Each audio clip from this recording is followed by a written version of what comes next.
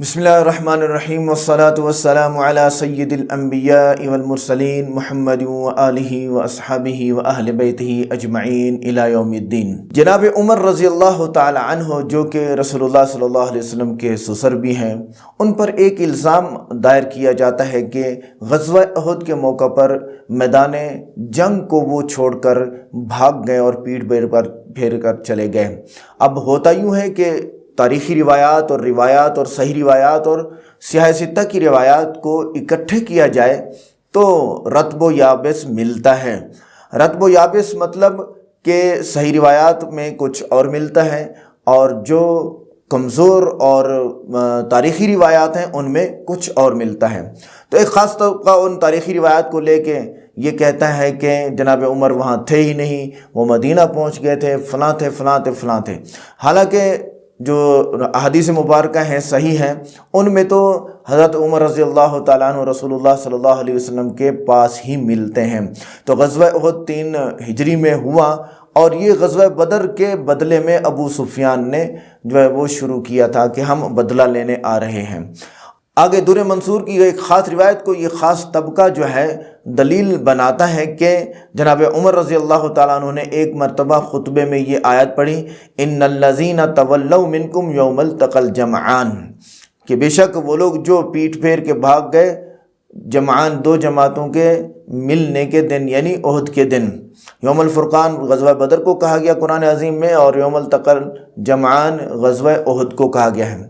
تو اس پہ یہ کہتے ہیں کہ حضرت عمر رضی اللہ تعالیٰ نے فرمایا، وہی خطبے میں ارشاد فرمایا کہ میں بھی اس دن احد پہاڑ پر چڑھ گیا تھا۔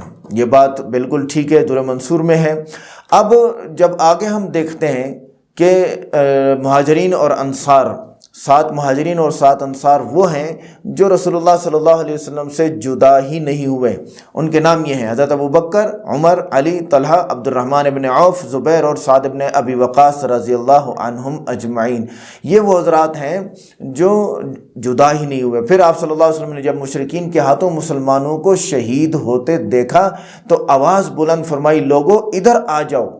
جب رسول اللہ صلی اللہ علیہ وسلم نے بلایا، اگر عمر دور تھے تو وہاں پہنچے اور یا تو پہلے سے ہی ساتھ تھے، تو اس وقت رسول اللہ صلی اللہ علیہ وسلم نے اپنے صحابہ کی جان بچانے کے لیے سب کو بلایا۔ تو آپ علیہ السلام بھی تو پہاڑ پر چڑھ گئے تھے، دندان مبارک شہید ہوئے اور کچھ دیر بے ہوش بھی رہے۔ سیرت مصطفیٰ میں ہے کہ حضرت عمر رضی اللہ عنہ سمیت 7 مہاجرین استقامت کے ساتھ میدان احد میں کفار کے مقابلے پر جمے رہے۔ حضرت سیدنا انس رضی اللہ عنہ فرماتے ہیں کہ رسول اللہ صلی اللہ علیہ وسلم، حضرت ابوبکر صدیق، حضرت عمر اور حضرت عثمان رضی اللہ عنہ اجمعین احد پہاڑ پر تشریف لے گئے اور وہ ہلنے لگا۔ تو نبی علیہ السلام بھی ساتھ ہیں، یہ 4 صحابہ بھی یہاں پہ موجود ہیں، ساتھ ہیں۔ بخاری شریف کی حدیث ہے، یہاں پر ایک اور پس منظر جو بخاری شریف میں ہے وہ بیان کیا جاتا ہے۔ وہ بیان کرتے ہیں براء ابن عازب رضی اللہ عنہ، وہ فرماتے ہیں کہ جب ہم نے مشرکین کے ساتھ قتال شروع کیا، وَأَجْلَسَ النَّبِيُّ صلی اللہ علیہ وسلم جَيْشًا مِّنَ الرُّمَاة، نبی علیہ السلام نے کچھ تیر اندازوں کو پہاڑ پہ بٹھایا، وَأَمَّرَ عَلَيْهِمْ عبداللہ، اور عبداللہ ابن جبیر رضی اللہ عنہ کو ان پر امیر بنا دیا اور فرمایا لا تبرحوا، ہٹنا نہیں، اگر آپ دیکھو کہ ہم جیت گئے ہیں چاہے آپ دیکھو کہ ہم ہار گئے ہیں، دونوں صورتوں میں آپ نے ہٹنا نہیں ہے۔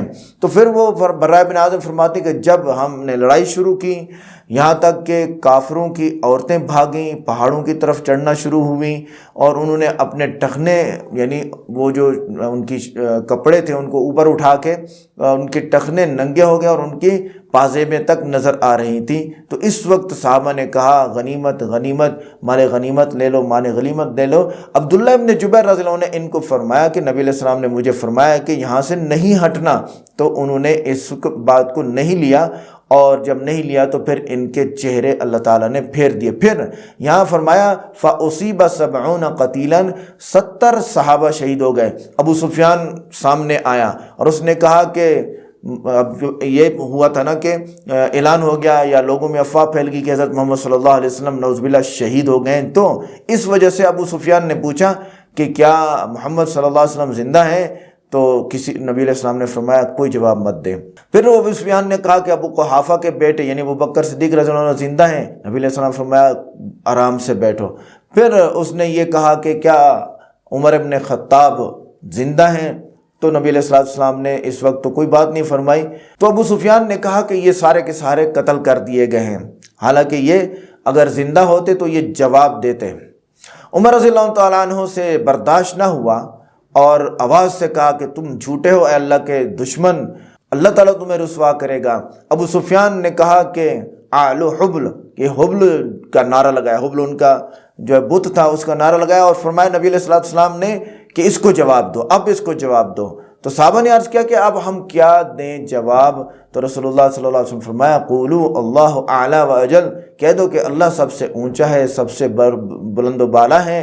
ابو سفیان نے کہا کہ ہمارا عزا اور لات ہیں، اور نبی علیہ السلام نے فرمایا کہ تم بھی اس کو کہو کہ اللہ ہمارا مولا ہے اور تمہارا کوئی مولا نہیں، اللہ ہمارا آقا ہے، تمہارا کوئی آقا نہیں، اللہ ہمارا جو ہے وہ حفاظت کرنے والا ہے، ساتھی ہے، تمہارا کوئی ساتھی نہیں ہے۔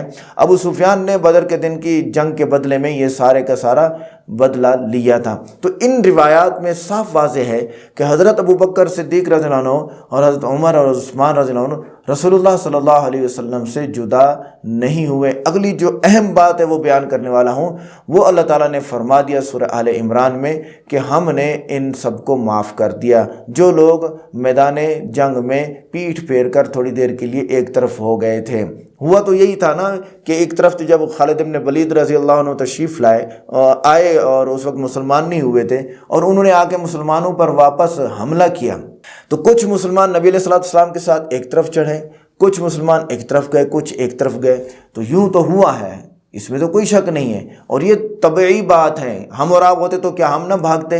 اچانک حملہ ہوا ہے نا، تو اچانک حملہ ہوا ہے تو اس وقت بھاگنے میں کوئی قباحت نہیں ہے، اور یہ حکمت عملی ہے۔ پھر جب نبی علیہ الصلوۃ والسلام اور صحابہ جب اکٹھے ہوئے تو دوبارہ بھی حملہ ہوا اور پوری جنگ اور مال غنیمت حاصل کیا، اور یہ سارے کے سارے رسوا ہوئے۔ امید کرتا ہوں اللہ تعالیٰ نے آپ کو میرے ان باتوں سے اطمینان دیا ہوگا۔ وما علینا الا البلاغ۔